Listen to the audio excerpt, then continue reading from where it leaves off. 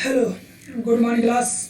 तो जैसा कि पिछली क्लास में हमने नेटवर्क में टोपोलॉजी देखा था, तो ठीक है, उसी के आगे क्रम में बढ़ते हुए हम टोपोलॉजी हाल ही मान लीजिए ट्री टोपोलॉजी है, तो उसको हम सिस्को पैकेट ट्रेसर में नहीं बना सकते हैं क्योंकि वो बन सही नहीं बन पाएगा। अगर किसी से होता है तो वो बना लेगा, ठीक है। तो आज हम देखेंगे इसमें क्लाइंट सर्वर आर्किटेक्चर मॉडल बनाएंगे, ठीक है। तो सबसे पहले हम सिस्को पैकेट ट्रेसर ऑन कर लेते हैं। सिस्को पैकेट ट्रेसर जब तक हमारा ऑन होता है तब तक हम ये बता देते हैं क्लाइंट सर्वर आर्किटेक्चर बनाने के लिए हमें किस चीज़ों की ज़रूरत पड़ेगी। तो सबसे पहले इसमें पीसी हमारे होंगे, जो क्लाइंट होगा या क्लाइंट के साथ जो यूजर होगा एज ए क्लाइंट रिक्वेस्ट करेगा सर्वर को, उसके लिए क्लाइंट होगा, पीसी लेना पड़ेगा। स्विच होगी जिसके माध्यम से कनेक्ट होगा पीसी हमारा नेटवर्किंग डिवाइसेस के साथ कनेक्ट होगा, फिर वो स्विच जो हमारा है सर्वर के साथ कनेक्ट होगा, ठीक है।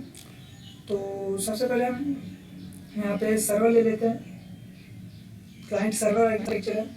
तो सबसे पहले हम एक सर्वर ले लेते हैं, ये हमारा सर्वर है, ठीक है।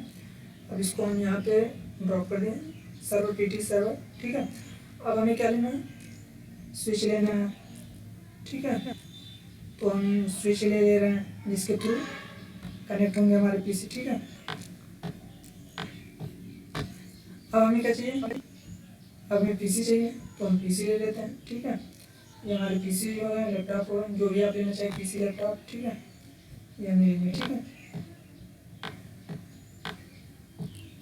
अब हम क्या करेंगे, इन सबको आपस में केबल के थ्रू कनेक्ट करेंगे। ये कनेक्शन पे जाएंगे, यहाँ से ऑटोमेटिकली केबल इसको कनेक्ट करेंगे स्विच से, ठीक है।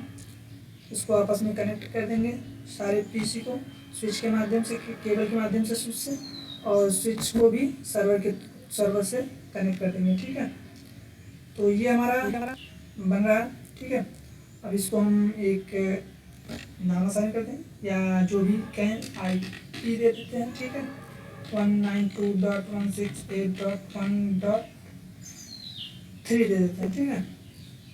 इसको हम कॉपी कर लेते हैं ताकि आगे पेस्ट कर दें इसको, ठीक है। अब इसमें भी हम कंट्रोल भी करके यहाँ पे 5 दे देते हैं, ठीक है, क्योंकि 4 तो इस बीच वाले को बनेंगे, तो ये हमारा बीच वाले को 4 दे देते हैं, ठीक है। इसमें अगर किसी को कोई डाउट हुआ तो कमेंट में बता देगा कि ये हमने नाम क्यों असाइन किया, ठीक है। तो ये तो नाम हमने असाइन कर दिया। ये सर्वर पीटी है, इसमें हम सर्वर में देखेंगे इसके जो है इसका भी एक IP डिफाइन कर देते हैं जिस रूट से होकर चलेगा जिस नेटवर्क में। तो कंट्रोल भी कर देते हैं इसमें भी, ये ट्रू IP इसका रहेगा, ठीक है। इसका अभी हम आपको बता देते हैं यहाँ से, ठीक है। यहाँ से इसका जो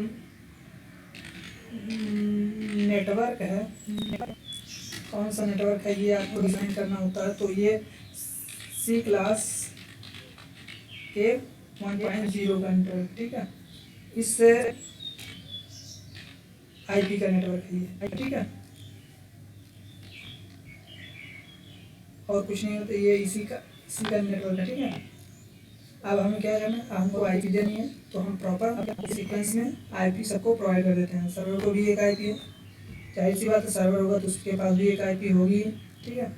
इसके लिए हम डेस्कटॉप ऑप्शन पे जाएंगे, IP कॉन्फ़िगरेशन स्टैटिक में यहाँ पे IP डालेंगे, ठीक है। तो यहाँ पे जैसा कि हम IP डाल रहे हैं तो इसमें C क्लास की IP डालते हैं, ठीक है। आप किसी भी क्लास की IP ले सकते हैं, उससे कोई फ़र्क नहीं पड़ता, ठीक है। यहाँ पे सबने पास आ गया। अब हम यहाँ पे दे देते हैं डिफ़ॉल्ट गेटवे, डिफ़ॉल्ट गेटवे दे देते हैं, ठीक है। अब इसको हम क्लोज कर देंगे। इसी प्रकार हम सारे पीसी को, जो भी पीसी लैपटॉप है, पीसी है, इन सबको IP प्रोवाइड कर देंगे एक सीरियल में, ठीक है। तो ये हम IP प्रोवाइड कर रहे हैं, ठीक है।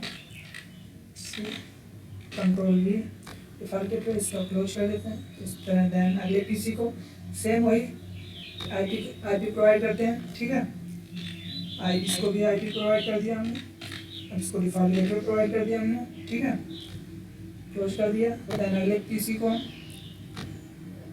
IP प्रोवाइड कर देंगे, IP प्रोवाइड यहाँ से हो गया। यहाँ से हम इसको 5 दे देते हैं, ठीक है, क्योंकि ये 5 था।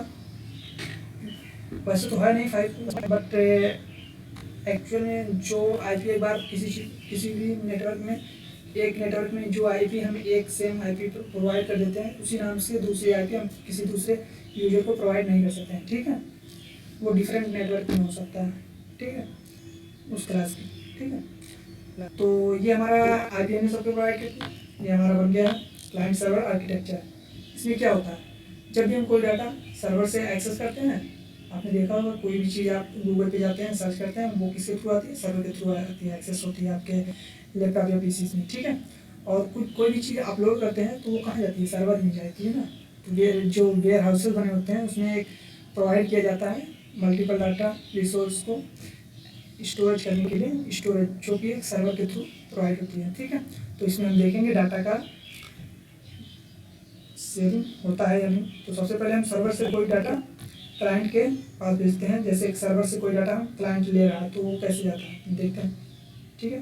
ये हमारा देखिए सक्सेस हो गया। मतलब जो भी डाटा हम सर्वर से कोई भी पीसी कोई भी यूजर सर्वर से कोई भी डाटा लेना चाहता है वो आ जाएगा, और कोई भी यूजर जो सर्वर के पास देना चाहे वो भी देख लेना।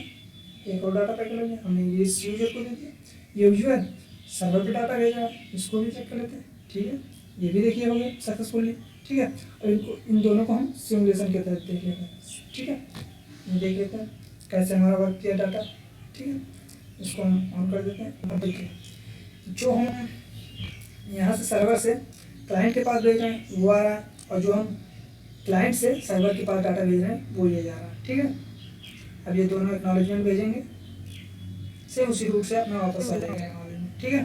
इस तरह हमारा डाटा सक्सेसफुली सेंड हो जाता है क्लाइंट सर्वर आर्किटेक्चर में, या क्लाइंट सर्वर मॉडल आर्किटेक्चर, जो भी आप बोल सकें इसे, ठीक है। इस प्रकार हमने समझा कि सर्वर से डाटा कैसे एक यूजर लेता है, यूजर के पास आता है, और यूजर कैसे अपने डाटा को सर्वर पे अपलोड करता है, ठीक है। तो आज की क्लास में फिलहाल इतना ही। अगर किसी को कोई डाउट होगा तो कमेंट में नीचे कमेंट कर देगा, ठीक है। उसको अच्छे से समझा दिए जो भी नहीं समझ में आया होगा, ठीक है। आज की क्लास के लिए इतना ही, बाकी आगे देखेंगे अगली क्लास में। इसको अगर हो सकेगा तो हम वायरलेस के थ्रू करने की कोशिश करेंगे, ठीक है। आज के लिए इतना ही, धन्यवाद क्लास।